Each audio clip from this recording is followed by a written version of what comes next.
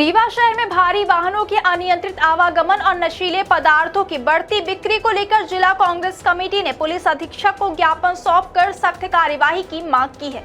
इस दौरान कांग्रेस प्रतिनिधि मंडल ने शहर की बिगड़ती कानून व्यवस्था और यातायात व्यवस्था पर गंभीर चिंता जताई है। नमस्कार, आप देख रहे हैं विंध्या टाइम्स और मैं हूं आपके साथ प्रीति।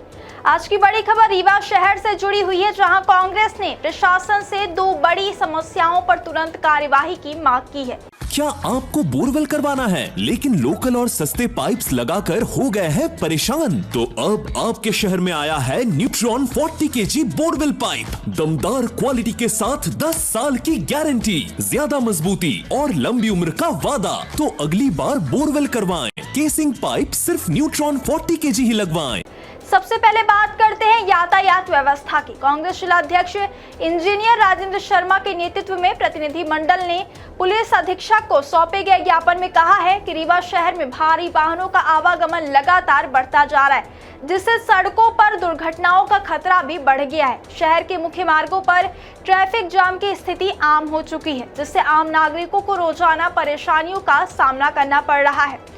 लोगों का कहना है कि स्कूल जाने वाले बच्चे, ऑफिस कर्मचारी और मरीजों को भी जाम में फंसकर काफी दिक्कतों का सामना करना पड़ रहा है।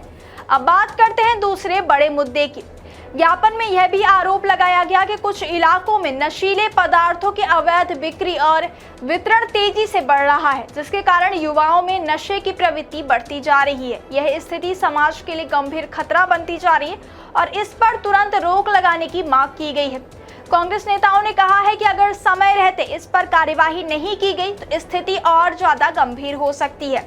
इंजीनियर राजेंद्र शर्मा ने प्रशासन से मांग की है कि शहर में भारी वाहनों के लिए वैकल्पिक मार्ग तय किए जाए और उनके प्रवेश को समय सीमा के मुताबिक नियंत्रित किया जाए। साथ ही नशीले पदार्थों के अवैध कारोबार पर सख्त कार्यवाही की जाए ताकि युवाओं को इस खतरे से बचाया जा सके। ज्ञापन में यह भी कहा गया है कि यातायात व्यवस्था को सुधारने के लिए नियमित निगरानी जरूरी है और कानून व्यवस्था को सख्ती से लागू किया जाना चाहिए ताकि रीवा शहर के नागरिकों को राहत मिल सके और सड़क पर सुरक्षित और सुचारू यातायात व्यवस्था सुनिश्चित हो सके। फिलहाल कांग्रेस की इस मांग के बाद प्रशासन पर दबाव बढ़ गया और अब सभी की नजर इस बात पर है कि पुलिस और प्रशासन इस पर क्या कुछ कार्यवाही करता है। एसपी ऑफिस आज आप लोग आए थे, एसपी से मिलने, क्या मतलब? देखिए, दो विषय थे। एक तो सबसे बड़ी बात है, रीवा में जो कोरेक्स का नशा व्याप्त है, जिसके खिलाफ बड़े बड़े आंदोलन करने के बावजूद अभी तक हमने देखा कि कोरेक्स की खपत कम नहीं हो रही। रोज़ ये न्यूज़ आती है कि 1000 बोरी पकड़ी गई, 2000 बोरी पकड़ी गई और आज इतनी बॉटल मिली, आज इतने खोखे मिले। पर अल्टीमेटली इसका निदान कैसे होगा, इस पे हम लोगों ने एसपी साहब से महत्वपूर्ण चर्चा की।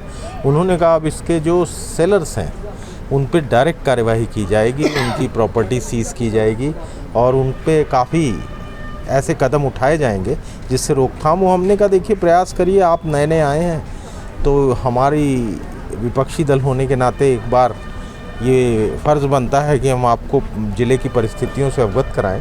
दूसरा एक बड़ा विषय था, रीवा में जो यातायात ब्रिज के टूटने के कारण लगातार हैवी व्हीकल अंदर जाता है, तो उन्होंने कहा उस पर ज़्यादा बात करने की ज़रूरत नहीं है, वो कल से ट्रैफिक रिजॉल्व हो जाएगा।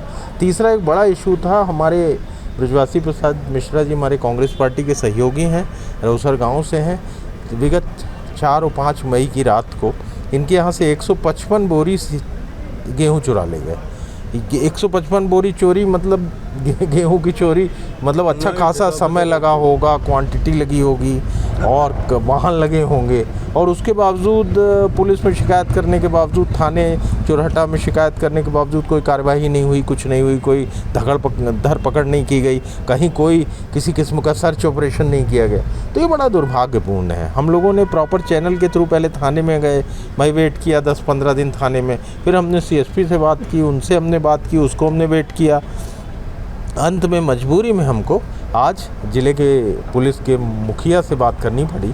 चोरी जैसी घटना के लिए अगर हमारे को एसपी के पास आना पड़े तो बड़ा दुर्भाग्यपूर्ण स्थिति है पुलिस के निचले महकमे की, जो बिल्कुल भी आम लोगों की समस्या को संवेदनशीलता से नहीं लेता।